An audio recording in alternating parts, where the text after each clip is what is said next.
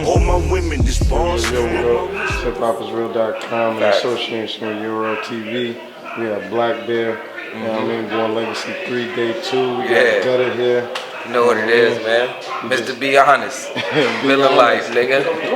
You just had a dope battle. Appreciate it, appreciate it. With Reepah Rell. Yeah. That started it off, the intensity was high. Yeah. You know what I mean? How do you feel you came off in that battle? I feel like it came off pretty good, man, actually. If I had to call it in the building, I think I got it 2-1. I think he definitely got the second in the building. Okay. But I think on cam, my second is going to have a much more impactful feeling to the fans. You know what I mean? Like they definitely gonna get a taste of more of what was actually packed into that second. You know what I mean? Like so. But overall though, I thought it was a really good battle. You know what I mean? Reepah came with it. You know what I'm saying? Like, but when you run into somebody that's giving you all honesty, man, like the outcome is inevitable, man. Yeah, you was talking that real life stuff to him. Yeah. You know what I mean? Talking about that. I'm gonna talk to your soul, man. Like I'm not here to kill you though. Like that's the difference between me and them. I'm not here to kill you. I'm here to uplift you. I want to make you better than what you was when I found you. You know what I mean? Yeah. So yeah, but I think it was a real good battle, man. We kicked off the event. You know what I mean? Set the tone for everything, and yeah, I think it's gonna come. I think it's gonna come across real good on cam though. Yeah, that's definitely dope, man. That's definitely did an interview with Reepah Rell. He said your third was very crazy. I missed that. Right. I've seen the first 2 rounds. Right. And that was definitely electrifying in there. Yeah. Definitely a great battle to start off with. Yeah. So, dope battle to start off with. Who you got coming up next, or who you got? Who you looking at next? We been talking and throwing some names around, myself and the URL staff. Man, we haven't locked nothing in yet, but we're thinking maybe the next Born Legacy joint.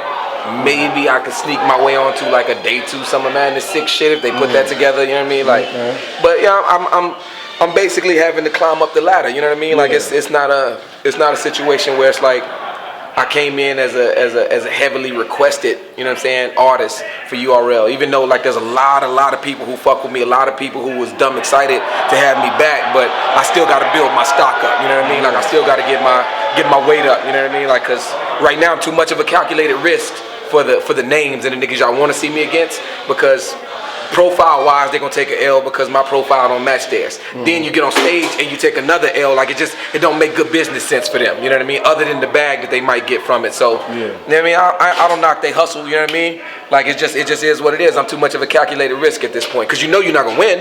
That part's a given, you know that. So the only thing you can do to really make this shit reasonable for you is when my profile matches yours, then you know what I mean, like it boosts both of us. But you know what I'm saying, like you take somebody like, I don't know, just to throw a name out there like Averb. A lot of niggas used to try to throw the Averb references at me. Well, Averb know he can't beat me. Like he know he can't beat me. So if you come at me from his status on his plateau and then you come get me to where I'm at, you know what I mean? Like when I kill you on my level, that brings you back to my level. So you know what I mean?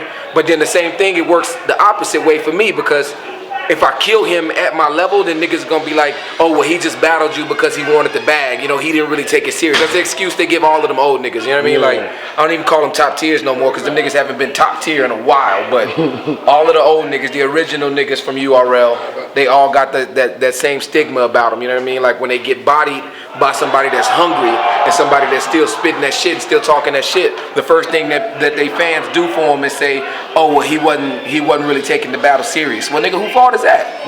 You mean you got paid to do some shit? Like imagine like if you was at your job, right? And you do, let's say, anything, customer service, right?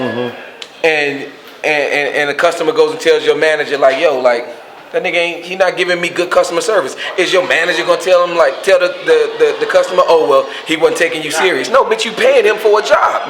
You pay him for a job, that nigga's supposed to do that job to the best of his abilities, and that's really the pass that them niggas be getting. I don't really fuck with that train of thought, but I understand it's a business, and it's some niggas you gotta overcome their status first. Like so if they on a higher plateau than you, they gonna get excuses, like, you know what I'm saying? Like, I think Charlie Clips is a cool nigga, you know what I'm saying? Like, I met him a couple times, we chopped it up, but he one of the main ones to do that shit. He get to go and half-ass his prep work, and the fans are still gonna click on it, and they're gonna still give him the views, even though y'all knew in advance that he didn't bring his A game. And so you giving him those views, and he uses that as leverage, so he still gets his bag, and he still gets to give y'all mediocre performances and material.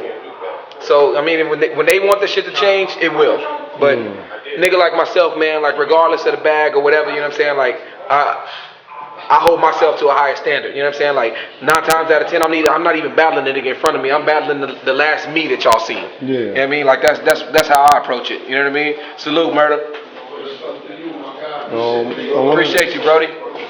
So, yeah, you know what I'm saying? Like, I'm usually battling the last gutter that you seen, you know what I mean? Like, and win, lose, or draw, however you feel about any of my battles, the one thing you can never say and you never will ever be able to say is that nigga didn't come fully prepared with the best material that he could have brought. Even if it didn't hit, maybe it didn't land to you. Maybe you just didn't appreciate it, or maybe you liked the other guy more. You can never say that I didn't show up to play though. That's one thing you can never say. You know what I mean? Like, and that's what we got to get back to. Niggas showing up with their A game, win, lose, or draw. Because that's what made the shit fun. That's what made the shit popular. The money started fucking it up.